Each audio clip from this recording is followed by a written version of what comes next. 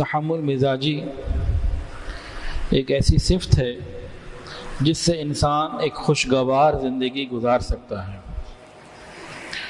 جو بھی تحمل مزاج ہوگا اس کی زندگی میں سکون ہوگا، اور جس شخص کے اندر یا جس گھرانے کے اندر یا جس معاشرے کے اندر تحمل مزاجی نہ ہوئی، وہ معاشرہ، وہ گھر، وہ فرد یہ پریشانیوں کا شکار ہوگا، ہر وقت ٹینشن میں ہوگا۔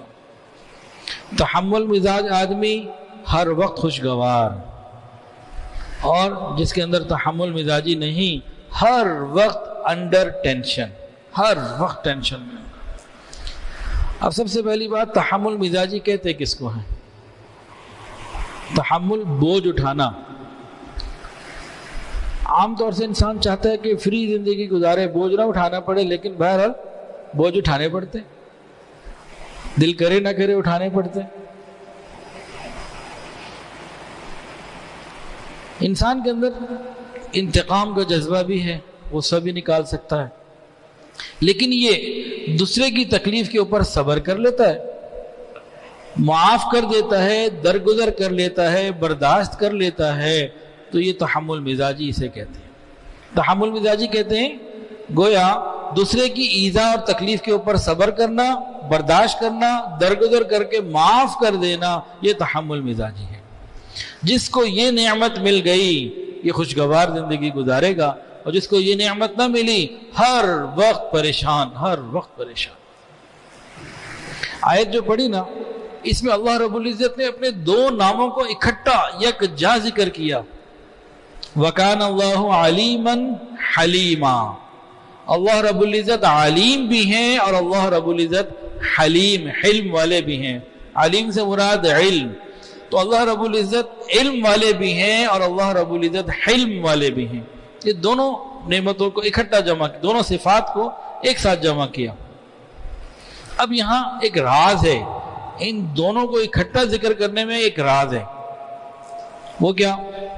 دیکھیں، ہم نے کسی کی غلطی کو معاف کرنا ہوتا ہے نا، ہم معاف کرتے ہیں جب بھی کسی کی غلطی کو، تو 100% ہمیں نہیں پتا ہوتا، چاہے وہ بچہ ہی کیوں نہ ہو، ہمارا کوئی بھی ہو، ملازم ہو، ہم نے کسی کو معاف کرنے ہوا ہے جی بس معاف کر دیجئے، غلطی ہو گئی، تو کچھ ہمیں پتا ہوتا ہے، لیکن بہت ساری اکثر 10-20% پتا ہوگا، اکثر کا نہیں پتا ہوتا، ہم معاف کر دیتے ہیں، یعنی ہمارا علم کامل نہیں ہوتا۔ اور اللہ رب العزت تو اس وقت بھی جانتے ہیں جس وقت یہ بندہ اپنے دل میں گناہ کا ارادہ کرتا ہے، اللہ جان رہے ہوتے ہیں گناہ کا ارادہ کر رہا ہے، پھر قدم بڑھا کے، ہاتھ بڑھا کے گناہ کر لیتا ہے، اللہ دیکھ رہے ہوتے ہیں۔ اتنے علم کے باوجود اور کامل قدرت ہے آپ کی، اللہ کی، انتقام لے سکتے ہیں، بدلہ لے سکتے ہیں، لیکن نہیں لیتے، تو یہ اللہ رب العزت کا حلم ہے، علم بھی کامل اور حلم بھی کامل۔ اللہ اکبر۔ وَكَانَ اللَّهُ عَلِيمًا حَلِيمًا، اللہ رب العزت علیم بھی ہیں اور حلیم بھی ہیں۔ اگر انسان کو غلطی کرے تو اللہ رب العزت اگر اس کی روٹی بند کر دیں کہ بھئی اس نے کوئی بندہ گناہ کرے اور اللہ رب العزت اس کی روٹی بند کر دیں، تو کر سکتے ہیں کہ نہیں؟ لیکن نہیں کرتے۔ بندہ گناہ بھی کر رہا ہوتا ہے، اس کا رزق بند نہیں ہوتا، بلکہ اس سے بڑھ کر بندہ گناہ بھی کر رہا ہوتا ہے، اللہ اسے رزق بھی عطا فرما رہے ہوتے ہیں، گناہوں پہ پردے ڈالے ہوتے ہیں، لوگ عزت سے مخاطب کر رہے ہوتے ہیں، جی چودھری صاحب، حاجی صاحب، مولانا صاحب اور شیخ صاحب اور ملک صاحب، عزت دے رہے ہوتے ہیں۔ یہ اس کے اوپر مزید ذرا غور کیجئے۔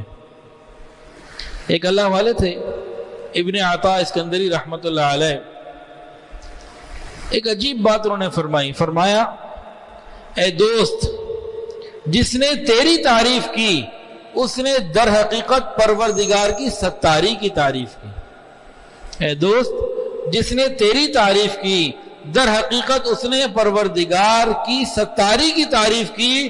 اگر اس نے تیرے عیبوں کو چھپایا نہ ہوتا تو تیری تعریف ہی کوئی نہ کرتا۔ اور سچی بات ہے یہ، اگر ہمارے گناہوں میں بدبو آنے لگے، ہمیں ساتھ کون بٹھائے؟ ہمارے عیبوں کو لوگوں پہ کھول دیا جائے، ہمارا کیا بنے؟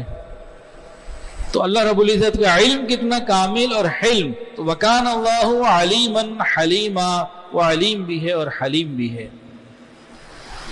یہ اللہ تعالیٰ کا احسان ہے ہمارے اوپر.